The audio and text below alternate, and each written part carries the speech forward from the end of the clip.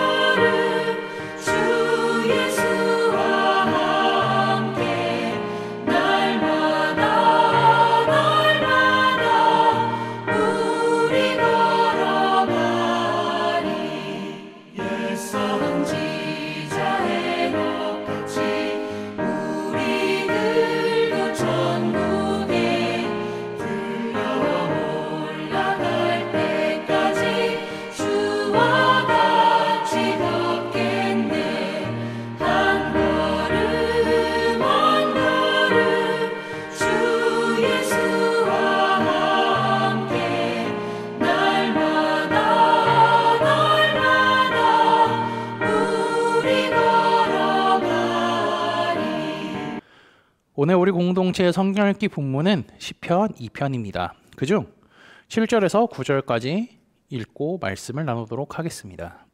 내가 여호와의 명령을 전하노라. 여호와께서 내게 이르시되 너는 내 아들이라. 오늘 내가 너를 낳았도다.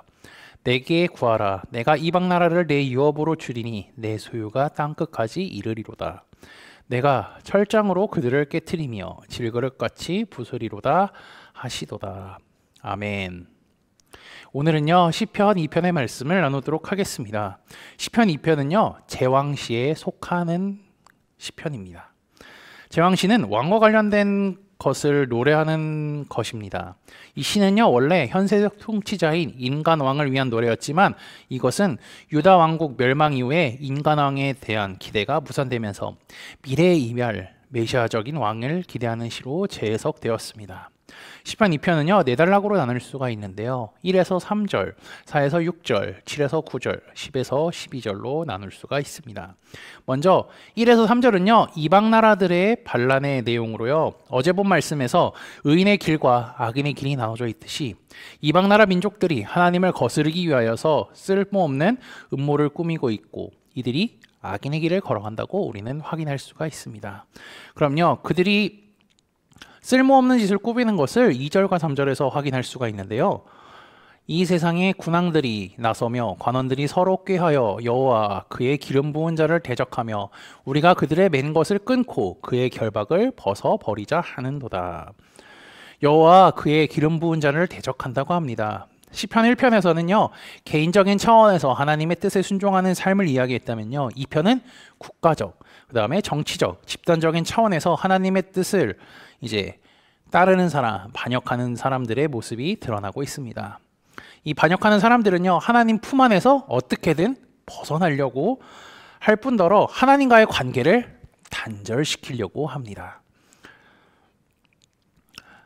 그리고 이제 4에서 6절은요, 하나님을 벗어나는 자들을 향한 하나님의 반응이 이어지는데요. 땅에서 하나님을 대항하기 위해서 쓸모없는 음모를 꾸미는 민족들을 향하여서 하나님들에 계신 하나님은 비웃습니다. 그리고 그뿐 아니라 그들을 향하여서 진노하십니다. 여기서 기억해야 할 것은 하나님은 하나님의 말씀을 따르지 않는 자에게 심판을 내리시고 벌을 내리신다는 사실을 기억해야 하는 것입니다. 이 하나님의 진노는요, 인간의 화나, 인간의 할 수 있는 어떠한 나쁜 행위, 이런 것들에 비할 수가 없이 무섭고 위협적이기 때문에 민족들은 놀라게 됩니다. 이제 5절을 보면요, 놀라게 될 것이라고 했지만 실제로 하나님의 진노가 임하면 어떻게 되죠? 무섭고 두려워 떨 수밖에 없는 것이 바로 연약한 인간입니다. 하나님은 반역자들을 이제 상대하기 위하여서 하나님께서 직접 나서는 것이 아니라 그분의 왕을 거룩한 산 시온에 세웁니다.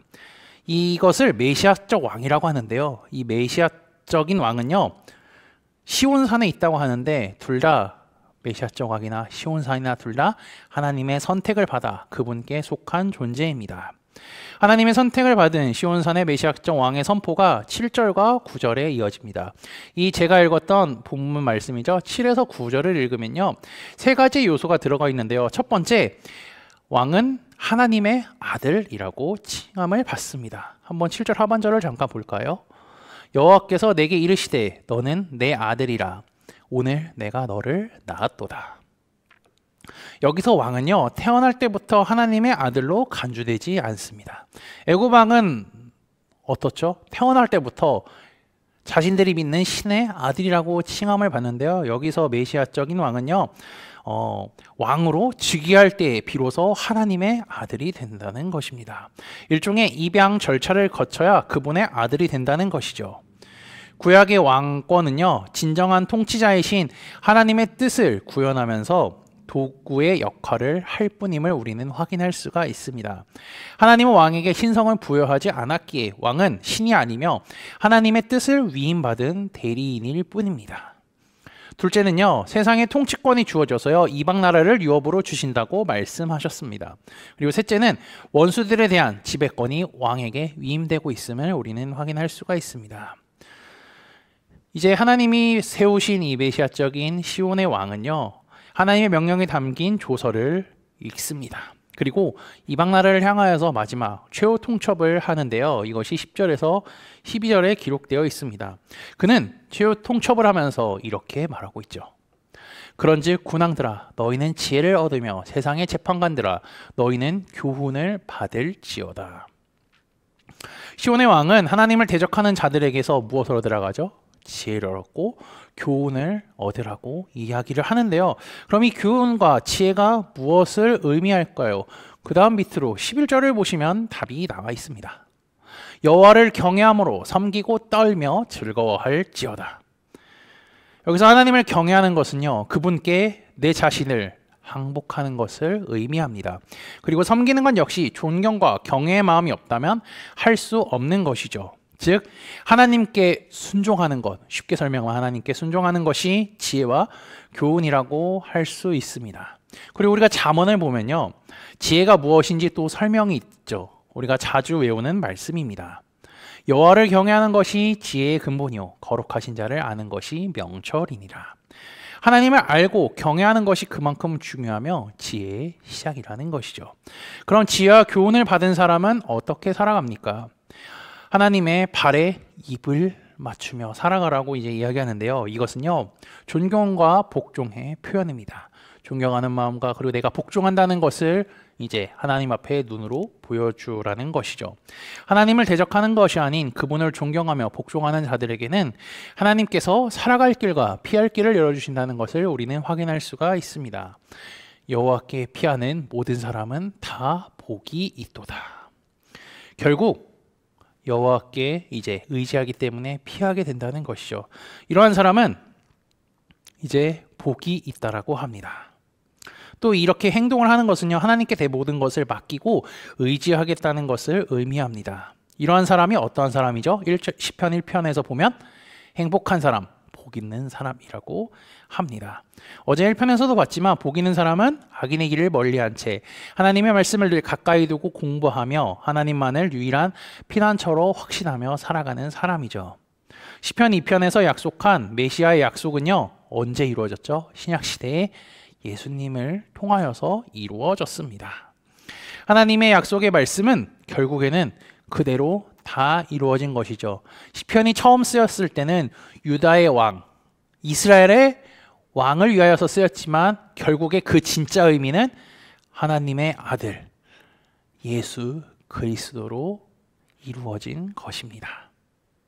예수님을 인하여서 우리가 구원을 받아서 하나님의 자녀가 되었습니다. 그것을 잊지 마시기 바랍니다. 우리의 피난처가 되시는 주님, 나의 인생을 책임져 주실 주님을 의지하며 살아갈 때 하나님께서는요, 우리 형제자매 여러분들을 지키시고 그리고 복 있는 자라고 말씀하실 것입니다. 오늘도 주님만 따르며 주님께 복 있는 자라 칭함을 받는 삶을 살아가시기를 주님의 이름으로 축복합니다. 다 함께 찬송가 420장 찬양하시겠습니다.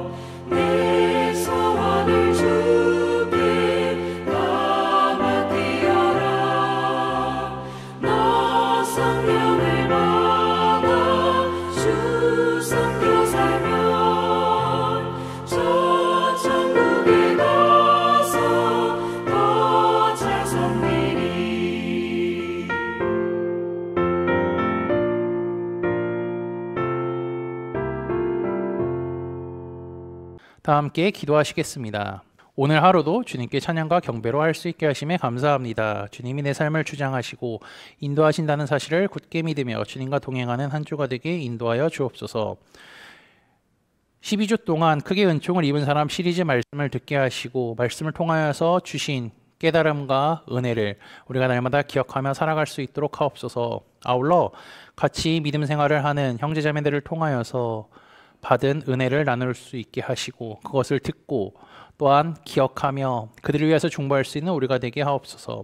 하나님께서는 다니엘에게 크게 은총을 입은 사람이라고 말씀하신 것 같이 나에게도 동일하게 하신 말씀이라는 사실을 잊지 않게 하시고 다니엘이 미래에 일어날 일들에 대한 확신의 말씀을 받은 것 같이 우리도 요한을 통하여서 계시의 말씀을 들었으니 주님만 섬기며 살아가게 인도하여 주옵소서. 시편 2편을 통해 지혜와 교훈이 무엇인지 정확하게 알게 하시니 감사합니다. 주님께 불순종하고 대적하는 것이 아닌 주의 말씀에 순종하며 주님을 섬기고 경외하는 삶을 살도록 인도하여 주옵소서. 예수 그리스도의 이름으로 기도합니다. 아멘. 이 시간 합심으로 기도할 제목들을 나눕니다. 먼저 깨어있는 신앙과 하나님 나라를 사모하고 주님의 다시 오심을 기다리며 살도록 기도하시고 지금 당하고 있는 어려움과 그것을 극복할 수 있는 믿음과 지혜를 위해 기도하시기 바랍니다. 교회를 이끌어 가시는 사랑하는 담임 목사님과 사역자들을 위해 기도해 주시기 바라며 오늘 저녁에 진행되는 요한계시록 성경 공부와 목요일에 진행되는 목회자 세미나를 위하여서 속으로 번들을 위해 환호의 회복을 위해 각자 가지고 계신 기도의 제목들을 놓고 기도하시기를 바라며 오늘도 주 안에서 승리하십시오.